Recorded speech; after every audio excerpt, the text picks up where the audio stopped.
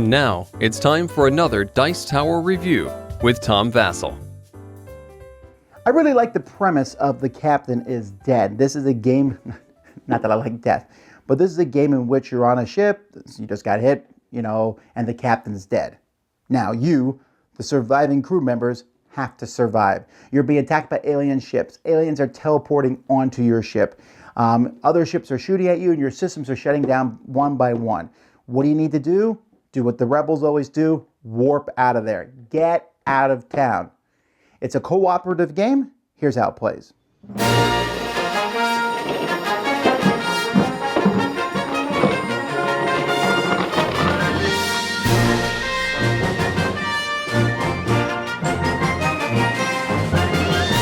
So here is the ship. At the beginning of the game, each player is going to get to pick a character, and there is a lot of characters to pick from. Each character is a color, so you could, if you want to be balanced, pick one of the different colors. You're going to find a character of your color. It's going to tell you where they start on them. You'll flip another character over, and it will show what you can do on your turn. So each character has a hand limit. So you can see the teleported chief. The chief engineer has a hand limit of 6. Scholar has a hand limit of 7. The hologram has a hand limit of 8, while the ensign only has a hand limit of 4. They also have a certain number of actions that they can do, which are listed on the side of the card.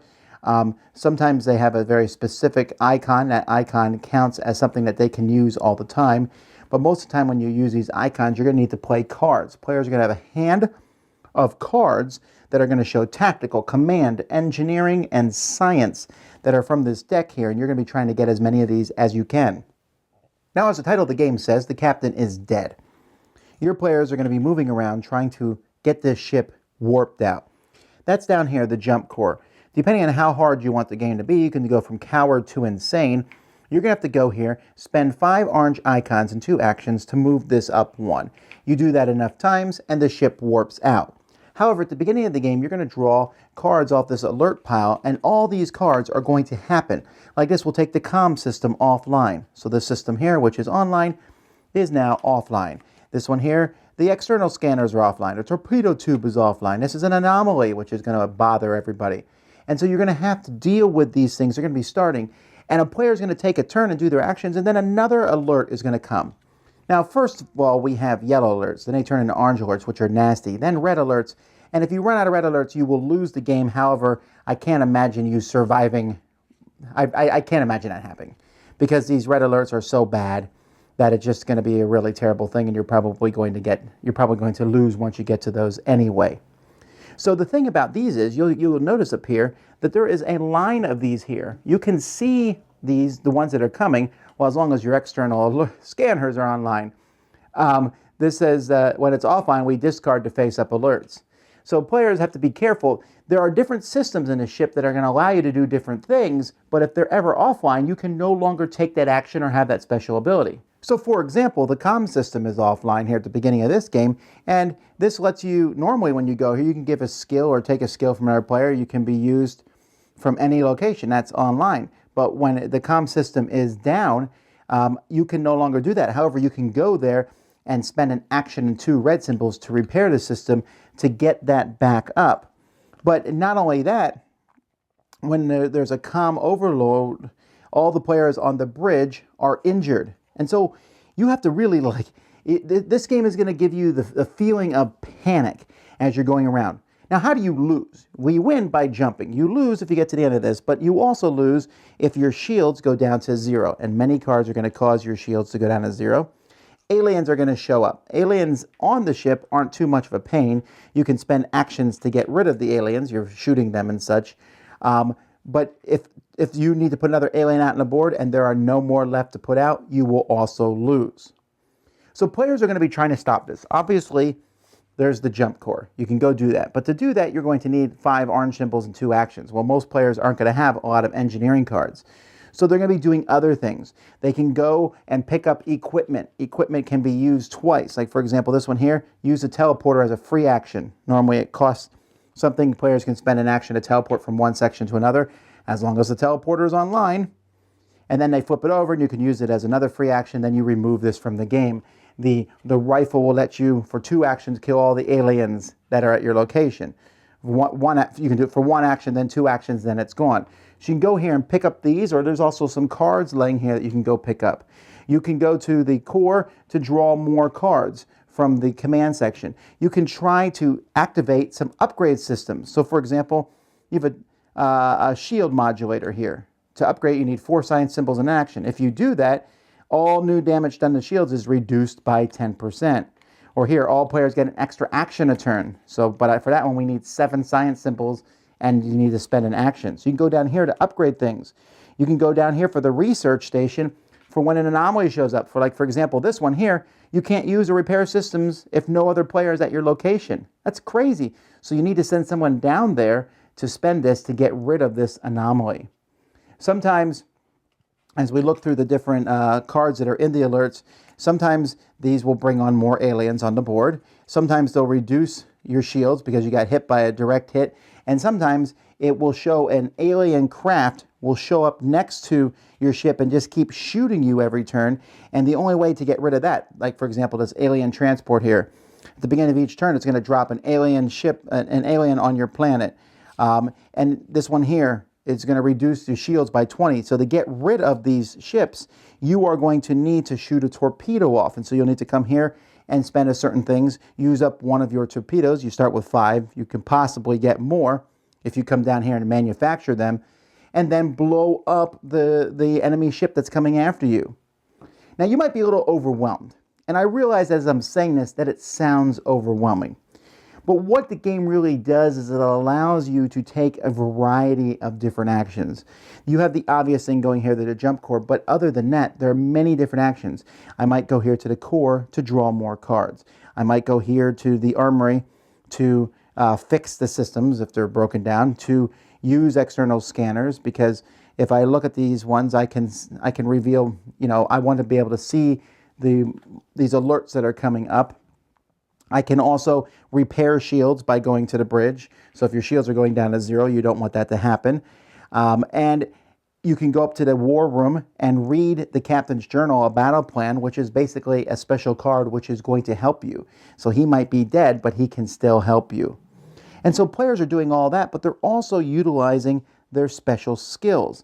Because each player has a skill. Like, for example, the teleporter chief here, he has an automatic orange, and the chief engineer has 2 automatic orange. Well, that's great because you'll be able to get to these easier. But this guy, the teleport chief, can use the teleporter as a free action twice on each of his turns. The chief engineer, when they're repairing, she can do so for 1 less action. The scholar, if she has no skill card, she gets a random one for free, and you'll notice she has 1 of each skill card there. The first officer can draw battle plans for 1 less action. The janitor can spend actions as wild skill cards. And there's all sorts. The crewman, when he dies, comes back as another crewman. This person gets extra skills from the skill deck when someone gets rid of an anomaly. The hologram can't be killed or wounded by aliens, because you can get wounded in this game, which you're not going to die normally. Well, some characters will die. But you have to be healed by other players. And so there's an infirmary to fix people. And there's also characters that will fix people. There's also numbers on each player's card that just tells you what turn order you'll go in each time. But like the cyborg here, the anomalies, they're not affected by irrational fear. And they have 5 actions and 7 cards. But that's it. I might want to take the medical person instead to be able to heal people at my location. So that's how players are going to play. You win if you get the jump core up here. You lose if one of those nasty bad things happens to you. First of all, let's talk about the artwork. I'm not a huge fan. I really dislike that cover. The art of the characters is okay. It's this blocky style. I know they're going for a specific style. Not a huge fan of that. Also not a big fan of these standees. They're super thin and they fall over very easily. The cards are fine. The symbology is fine. Everything else is fine. My only other complaint is I think the board might be a little too small. I think a slightly bigger board might have worked better in this situation. That's all pretty minor stuff, though. Let's talk about how the game actually works. Now, this is a little bit of a cookie-cutter cooperative game. Cooperative games are something bad happens, do something good. Something bad happens, do something good. And there's some sort of time limit.